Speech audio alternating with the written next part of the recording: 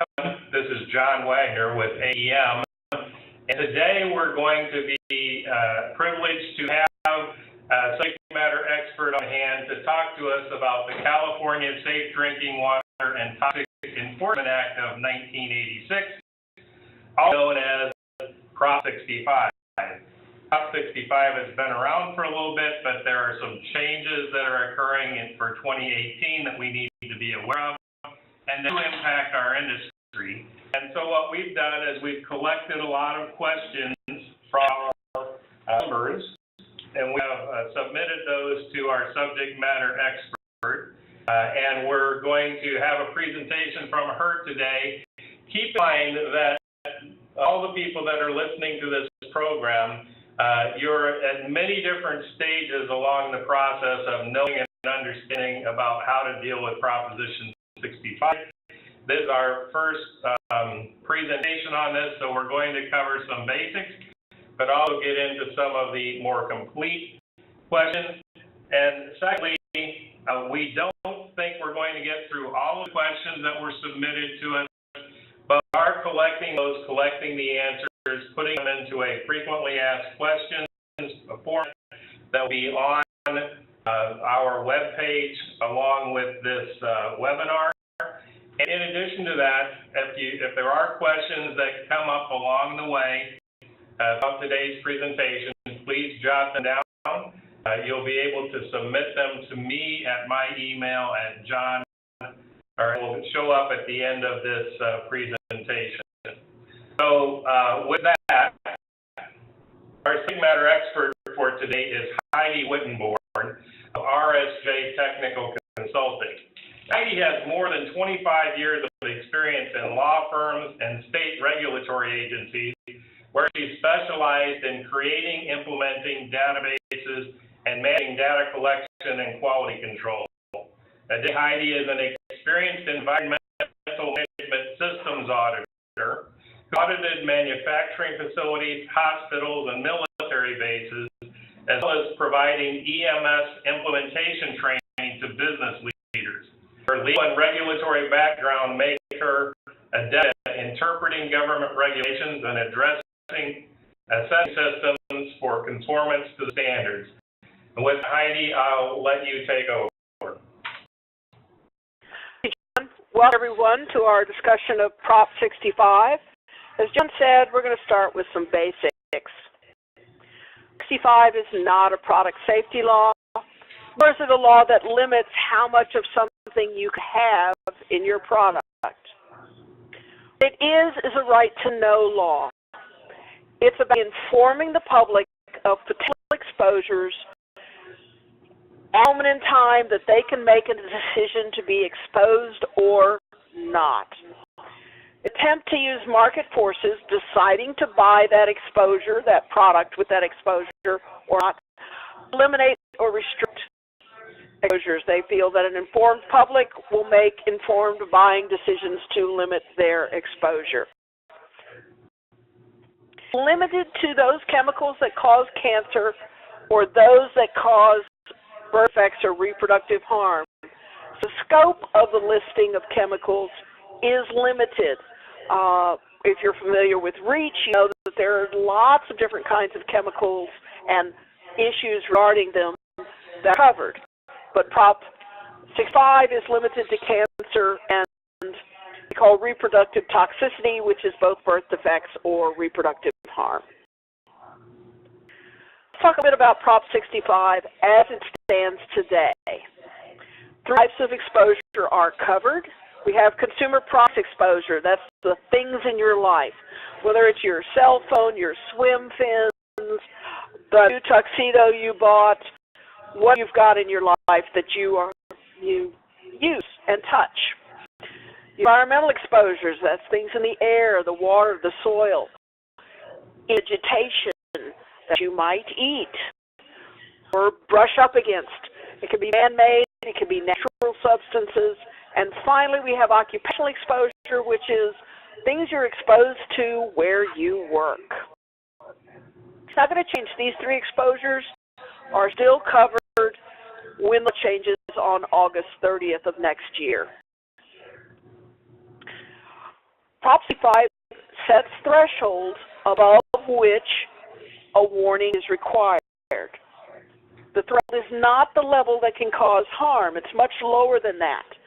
For cancer, it's the level at which you could be exposed for your entire lifetime and not have an increased risk of cancer. For reproduction, it's an exposure that will not have an effect at 1,000 times the current level you're being exposed to. So it's okay. It's so low that if you were exposed to 1,000x, you will be okay.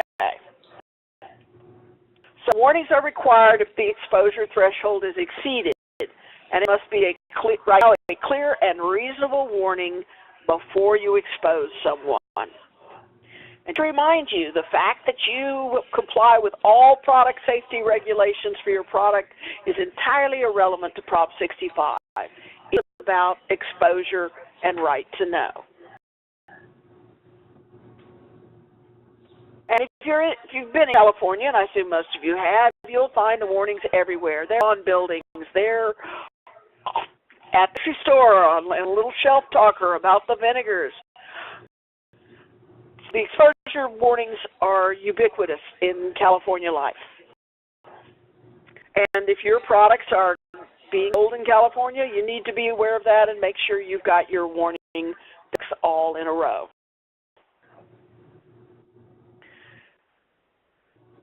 Warnings everywhere, well,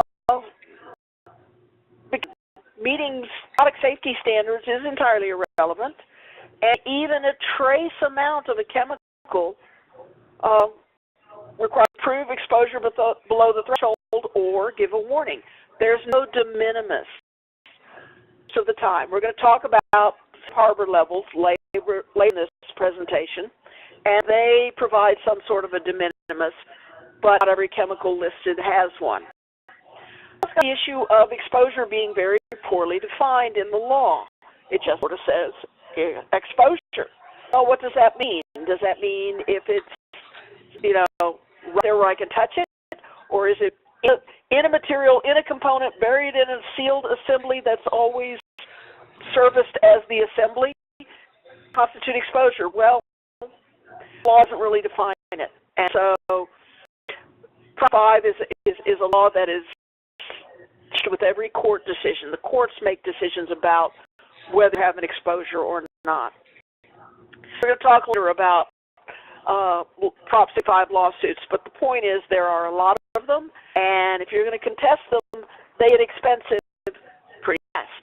And by providing a warning, you're removing that potential cost and litigation risk. So a lot of companies provide warnings, even when their information about what's in their product is incomplete.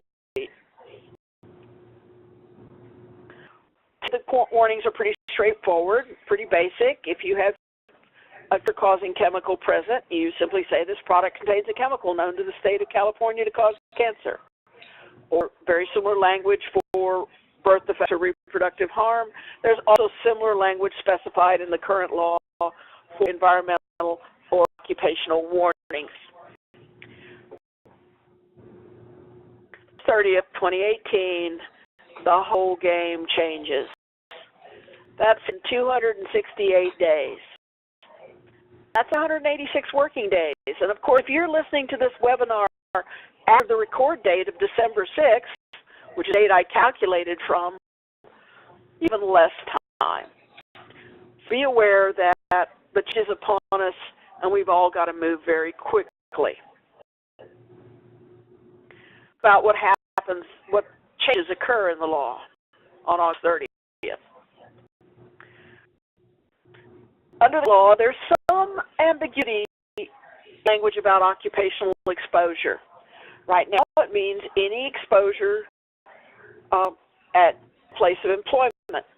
It's very clear that exposure to a chemical, to a bit of goo, is done, but whether or not exposure because a substance is contained in a product is out of scope is ambiguous, and most people have chosen to say it's out of scope, and there have been no real efforts to change that general consensus.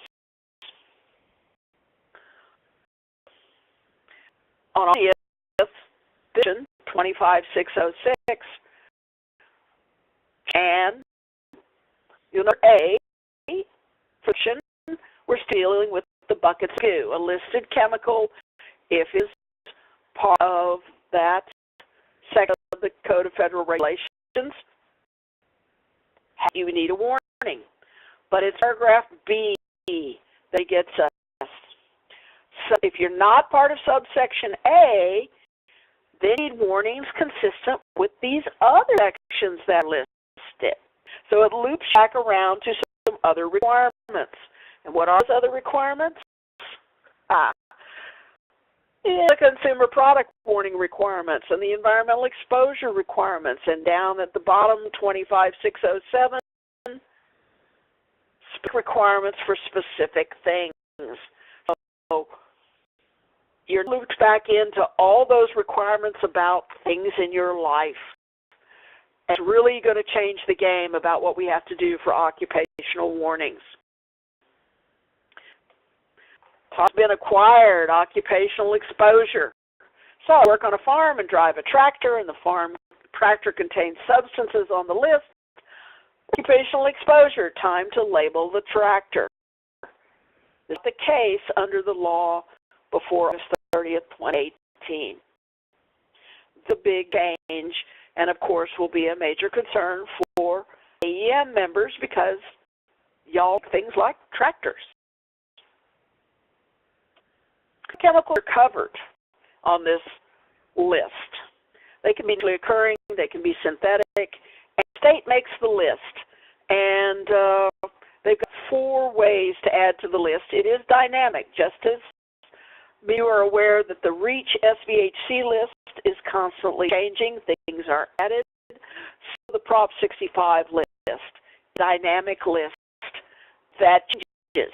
There are 4 mechanisms, which I'm going to talk about momentarily, that affect what goes on to or comes off of the list. So there are 4 ways to add to the list. These ways include both listing and delisting processes. Not common to delist, has occurred, and there is a mechanism for doing it under all of these 4 modification processes. All processes include that the chemicals being considered for listing or doing, an opportunity for public comment, review of those comments, notice of the final decision made as a result of whichever process is being followed. So these 4 processes very quickly. First one is the California Labor Code. Section 6382B1 and D both provide that if a chemical is listed by the named organizations, then it must be listed on Prop 65.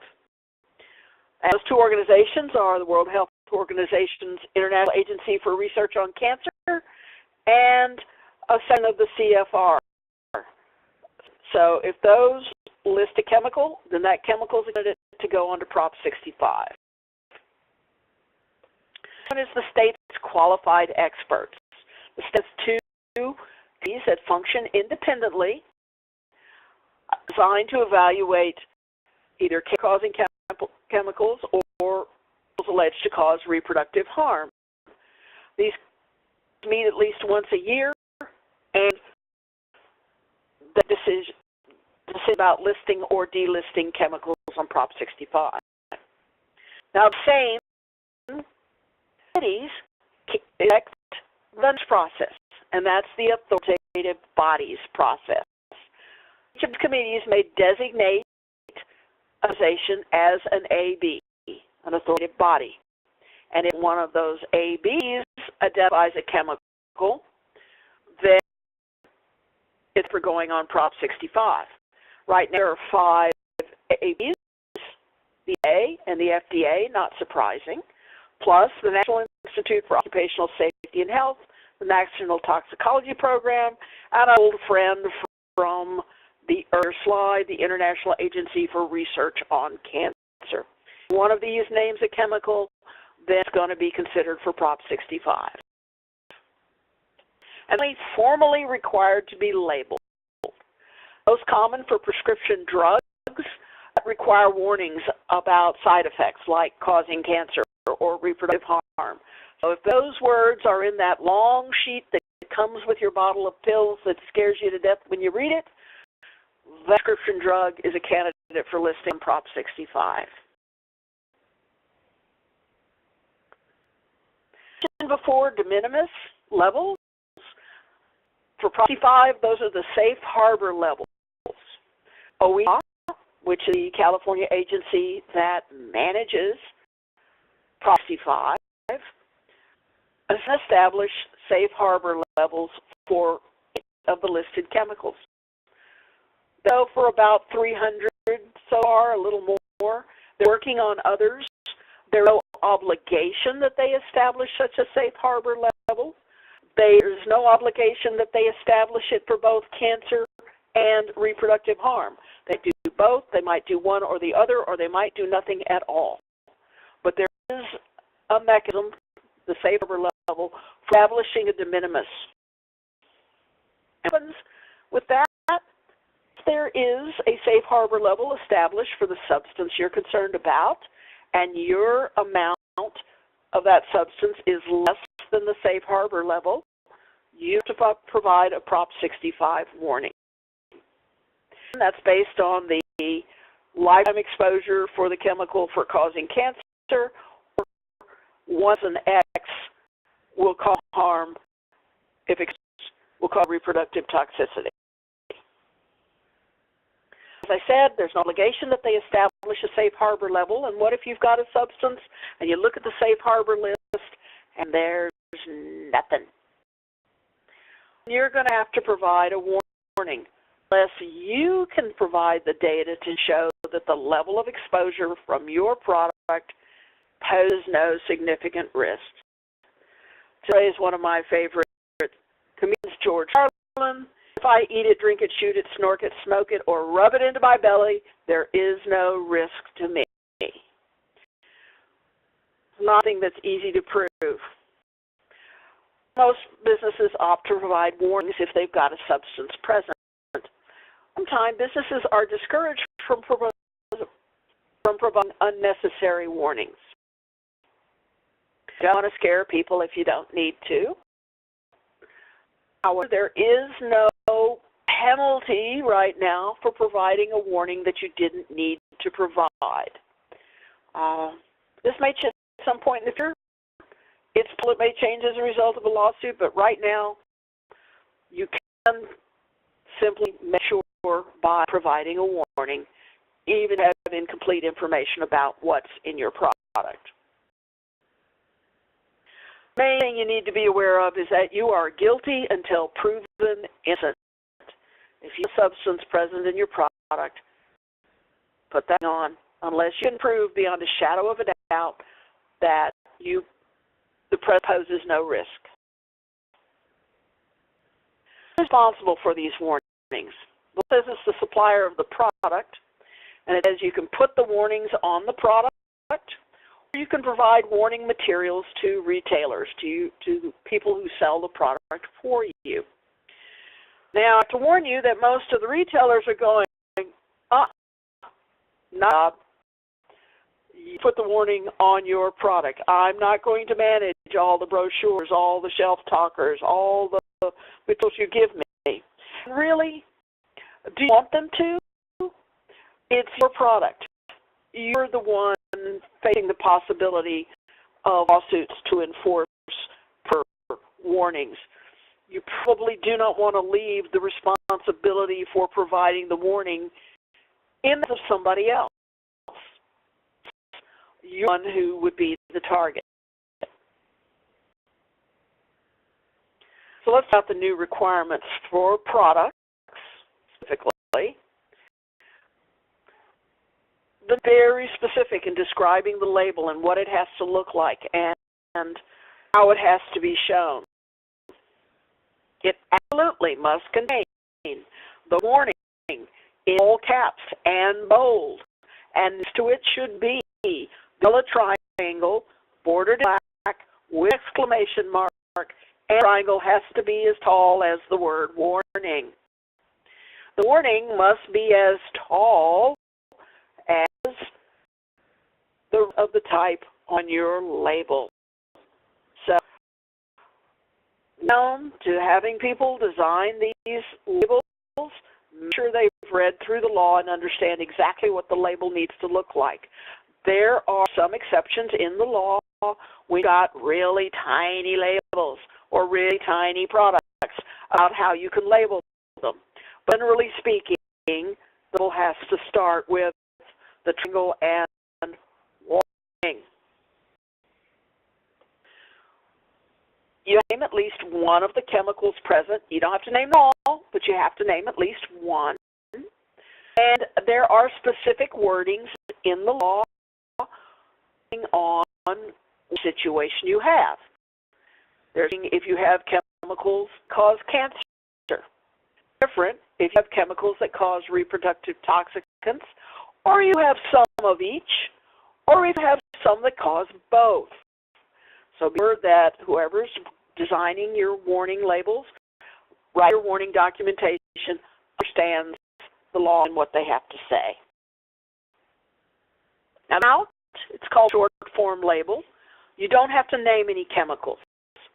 You do have to place the warning directly on the product, or if it's a real tiny product, on packaging directly connected with the product. So if you've got a bag of screws and they come in a plastic bag with a little cardboard tag on top, it's got to be on that packaging. It can't be on the box of packages of screws. It's got to be right there. They say at the point of purchase, at the point of decision. And the wording is very strict. Cancer, warn reproductive harm, warn cancer and reproductive harm, and you refer people to the website, which is pictured here. There's no wiggle room in these labels. This is what you absolutely have to do. So you have to name the chemicals, but you better know them, because if you get sued, which happens under Prop 65, they want to know the source for that warning.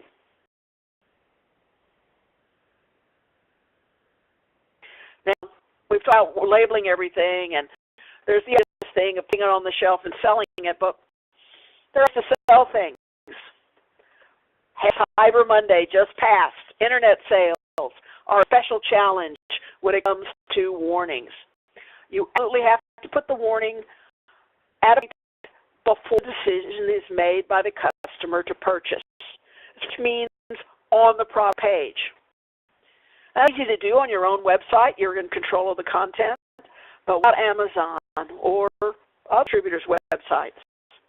As I was preparing for this presentation, I went on Amazon and I typed John Deere.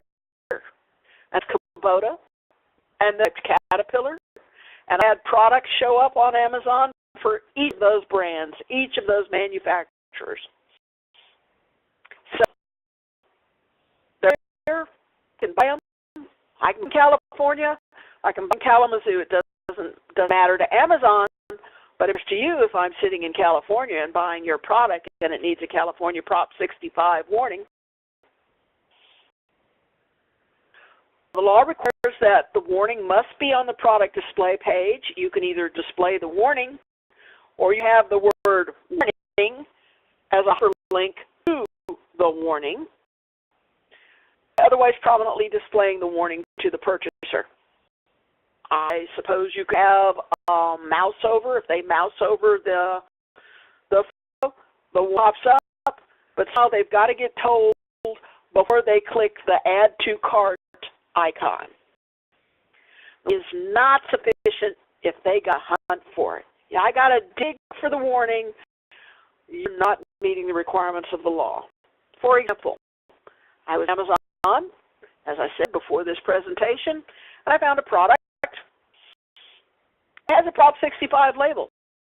I looked in to see if it did. I thought it might, given what it was.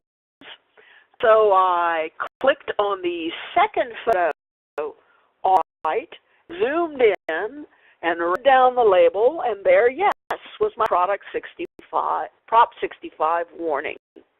but I had to dig for it. Nothing about that equals prominently displayed. I'd be up there by the price or by the in stock or by rise before Christmas or at the top of that bulleted list of all the wonderful things that the product does.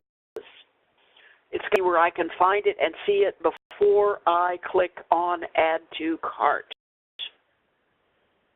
Forget, if you are still producing a catalog, nice glossy pages, got to contain the warnings. It has to be clear that the warning is associated with a particular product and be the exact same warning that you put on the product. But if you're still producing a catalog, your catalog designer has got those warnings in place where needed.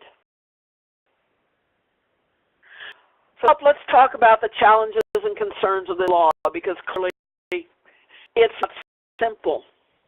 The one is determining all the chemicals present in your product. You do it by yourself. You're going to have to reach out to your supply chain all the way down to the manufacturer of the materials, because this is about the substances in the materials, in the components in your product. You've got to drill down. Not simply enough to have someone say, yeah, cool, here's my declaration. Yes, I comply. Thumbs up, thumbs down, yes, no, is good in the moment. And in it, the Proxy 5 list changes. You have to drill down your supply chain again and ask again. And they are going to get exhausted fairly quickly through this constant ask and answer process. If you go and seek to understand all the materials and their substances in the product, then all you have to do is look at the data you've got and go, oh, no, that chemical's not present, I'm still good, or, oh, well, I got to change my labels, or now I need to label because I see that product, that chemical is present. Now, material formulation changes. A chemical could appear or appear. One can affect your labeling warning requirements. You really can't test for the presence of every listed chemical. You can't keep repeating the testing every time the list changes. You will become the best customer of any testing lab, and they will jump up and down in joy and glee if you're trying to test for every chemical, because you're going to be paying them lots of money. Now, what you can do is evaluate the materials you've got for how risky they are. What's their risk of containing substances on the Prop 65 list? For example, alloys, formulations are pretty stable, likely to contain the kinds of substances that are regulated on this list. Some of them do contain some lead, some have those, but most of them don't. So metals might be low on your risk of things I need to test. On the other hand, polymers, plastics, rubbers, contains all kinds of additives to make the plastic do what you want it to do, to make it soft, to make it hard, to protect it from UV radiation, to include flame retardant. These additives can be quite a few in any given polymer and often represent 2% or less of the total polymer material. It's because it's very little of additive to modify the properties of a polymer material. And the kinds of things, these additives, that are frequently being regulated. They're showing up on the SVHC list. They're showing up on Prop 65. So if you consider testing, you might want to consider evaluating materials for their riskiness and testing those that you evaluate as high. It's a way to manage your exposure and manage the cost of managing that exposure. And I mentioned that this is a dynamic list. It mostly grows. Every once in a while something gets delisted, but for the most part it grows. So you have to constantly be on the lookout. And then, remember the movie, You've Nailed. Well, in California, it's You've Been Sued. Any citizen in California is allowed to sue for enforcement of Prop 65. That makes everybody the eyes and ears of the California when it comes to catching people who are providing the warnings. Or, technically, on the flip side, catching people who are providing warnings they don't need to provide. Although the focus is on gotcha, you should have provided a warning. Even groups of lawyers known as bounty hunters, and they make their living, their entire practice based on finding violations. When there's a big change in the law, they're race to the courthouse to see who can sue. And believe me, August 30th is a big change in the law. It's ready, set, kill. Who can go to the courthouse first? And these bounty hunters are knowledgeable. They're aware of the kinds of products and materials likely to pose risk. They often have their own testing labs on retainer, willing to invest to find a violation and pursue a lawsuit. And they're perfectly happy to have them do that because the state gets a chunk of the damages awarded.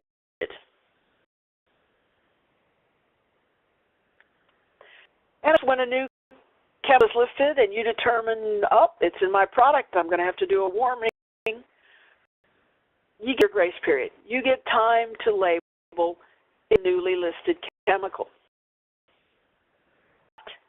Change in your product that's happening internally, that means you have to add or eliminate a warning, there's a grace period.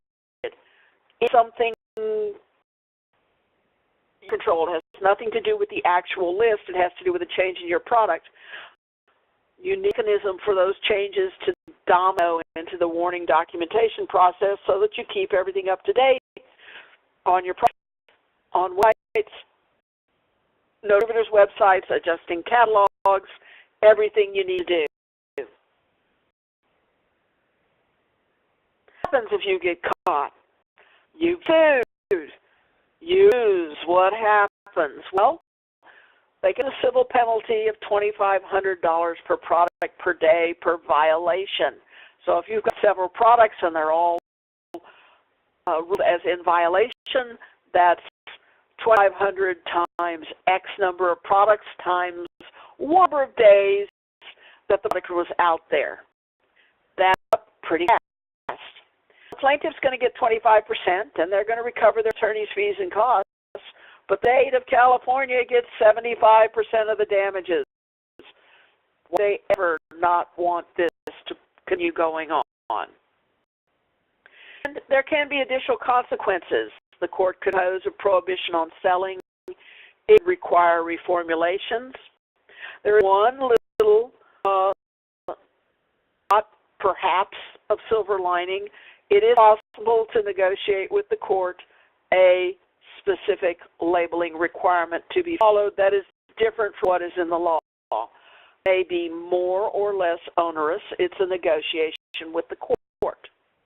But possible. And if that happens as part of a lawsuit, then from then on, that's the labeling required for that product. So I've given you a little bit of information about Product 65 and given you understanding of how complex and how important it is that you pay attention to this law and the complexities of the law. If you have questions, please send them to John Wagner. There's his email, jwagner@aem.org. And as he mentioned at the beginning of this presentation, we will be working on FAQs to provide additional information about California Prop 65. If y'all listening, I hope it was informative. Thanks, Heidi. Remember, everybody, the information that you have just received is not to be considered as legal counsel. It's informational. It's to help you understand the challenge in front of you and to give you more information to be able to get in front of your counsel and decide what is the best solution for your company in your situation individually. We are going to continue to collect questions and post answers to those. So please do send your questions to me. I know that even myself, I've written down some questions that I have that came up during the presentation. Again, thank you, Heidi, for your time and for your knowledge, and thank you for your participation, and I hope this has been helpful to those of you who have listened in. Thank you, and have a good day.